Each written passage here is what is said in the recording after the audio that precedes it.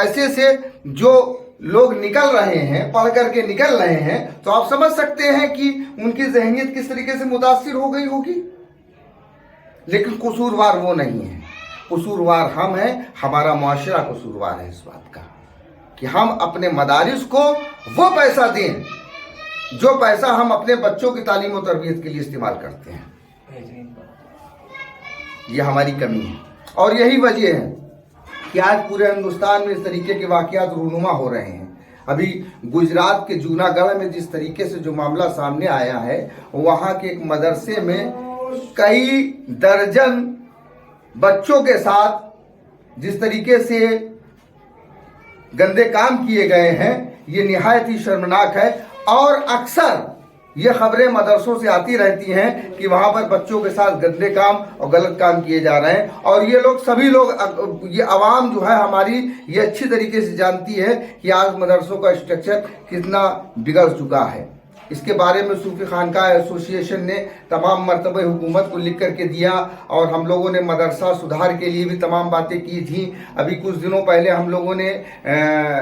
पिछले साल की बात है, हम लोगों ने मंडलायुक्त कानपुर नगर के माध्यम से ज्ञापन दिया था और कहा गया था कि जो मदरसे चल रहे हैं, जो अनरजिस्टर्ड मदरसे हैं, इन मदरसों में जिस तरीके से जो मामलात हो रहे हैं, ख़ास तौर से उत्तर प्रदेश की सीमा से जो सटे हुए, नेपाल के बॉर्डर से जो सटे हुए मदरसे हैं, उसमें किस तरीके से नेपाली करेंसी की फंडिंग की जा रही है, जिससे मुल्क की इंटरनल सिक्योरिटी को खतरा हो सकता है। हुकूमत ने हमारे इस खत पे, हमारे इस मुतालबे पे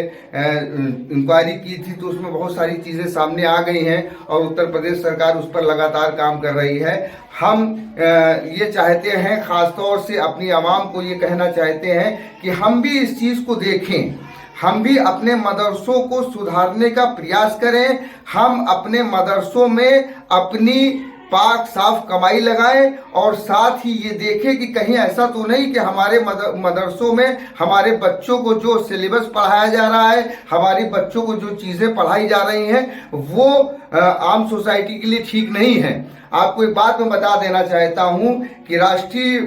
बाल संरक्षण आयोग ने जो रिपोर्ट दी थी, उस रिपोर्ट के मुताबिक मुसलमानों के 3 करोड़ ऐसे बच्चे हैं जो पूरी तरीके से इन मदरसों की शिक्षा से प्रभावित हैं। आप ये समझ सकते हैं कि आबादी का एक बहुत बड़ा वर्ग किस तरीके से इन मदरसों की शिक्षा से प्रभावित हो रहा है, जो कि मेन स्ट्रीम से दूर होता चला जा रहा है। लिहाजा हमारी आप सभी लोगों से गुजारिश है कि हम अपने बच्चों को दीनी तालीम के साथ साथ दुनियावी तालीम का भी इंतज़ाम करें। और हुकूमत से मेरी ख़ास तौर से अपील है कि जिस तरीके से ये जो कार्रवाइयाँ की जा रही हैं, इन कार्रवाइयों को बहुत ही संजीदगी के साथ किया जाए और ईमानदारी के साथ कार्रवाइयों को किया जाए, न कि सिर्फ इस मकसद के लिए किया जाए कि एक ख़ास तबके का को टारगेट करके और लोगों को दूसरे तबके का ध्रुवीकरण किया जाए।